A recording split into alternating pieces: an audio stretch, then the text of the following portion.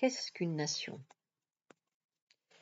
Les Juifs composent donc un ensemble hétérogène qui ne se laisse pas appréhender facilement.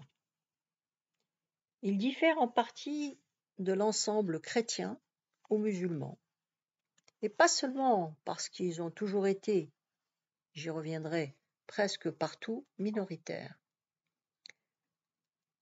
Forment-ils pour autant une nation? Pour le mouvement sioniste, la réponse va de soi. Les Juifs sont inassimilables par les peuples au sein desquels ils vivent. Ils aspireraient depuis 2000 ans à retourner en Palestine, d'où ils ont été chassés. Pourquoi alors cette ambition ne s'était-elle pas manifestée en termes politiques avant le XIXe siècle? Le sionisme élude la question, qui a pourtant le mérite d'inscrire les Juifs dans l'histoire concrète et non dans le ciel des idées. Pendant le Moyen Âge, le terme nation se comprend à partir de son étymologie nasi, naître. Une nation est un ensemble d'individus nés dans un même lieu et à qui l'on attribue une origine commune. Ce mot, explique l'historienne Suzanne Citron, pouvait aussi désigner une communauté de religion. Jusqu'à la Révolution, on parlait en France de la nation juive.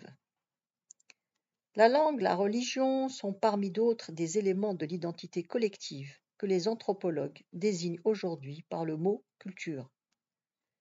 La nation, au sens ancien, était donc avant tout culturelle. Cette dimension ethnico-religieuse subsiste en Europe de l'Est et balkanique ou au Proche-Orient.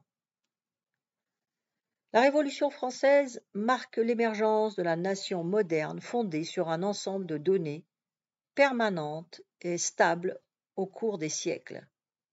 Communauté de territoire, de langue, d'histoire, de culture. Ernest Renan, l'un des intellectuels les plus influents de la Troisième République, dans une célèbre conférence prononcée à la Sorbonne le 26 mars 1882 et intitulée « Qu'est-ce qu'une nation ?» répondait : « Une nation est une âme, un principe spirituel. C'est l'aboutissement d'un long passé d'efforts, de sacrifices et de dévouement. Avoir des gloires communes dans le passé, une volonté commune dans le présent, avoir fait de grandes choses ensemble, vouloir en faire encore. Voilà les conditions essentielles pour être un peuple. » Cette volonté commune s'exprime par la participation politique des citoyens dans un cadre unique, l'État. Aucun critère scientifique ne permet d'établir si une communauté de personnes forme ou non une nation. Qu'en est-il des Corses, des Bretons ou des Basques? On ne sait pas définir une nation, remarque l'historien britannique Eric Hobsbawm. Mais on sait repérer les mouvements nationalistes. Certains de ces mouvements réussissent, d'autres échouent. Dans le premier cas, la nation se cimente autour de l'État. Dans le second, elle se dissout, s'intègre à l'ensemble dominant ou quelquefois résiste, comme le cas des Kurdes. Car le plus souvent, la nation a eu besoin de l'État pour se réaliser pleinement. Cet État qui unifie le marché national, éradique les particularismes, assure la loyauté de ses citoyens. Pour consolider un consentement des citoyens, souvent fragile au départ, l'État impose aussi une histoire officielle remontant aux origines. Vercingétorix fut inventé par la Troisième République en quête de légitimation.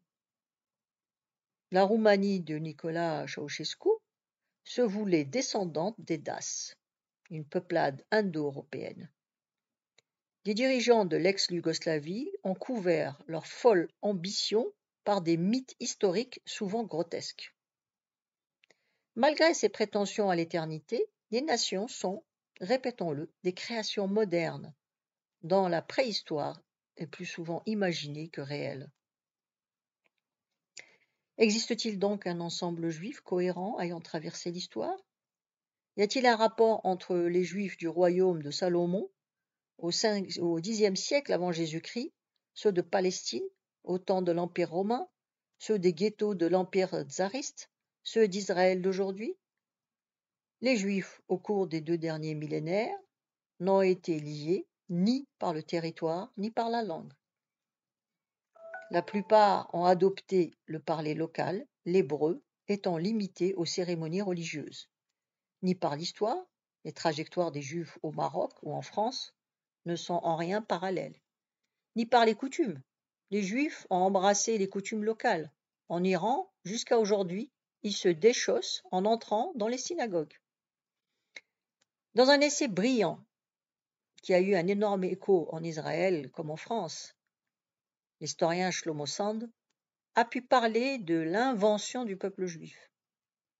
En Europe de l'Est ou en Russie, au XVIIIe siècle, au XIXe siècle, en revanche, les Juifs ont acquis, ainsi que nous le verrons, des caractéristiques quasi nationales.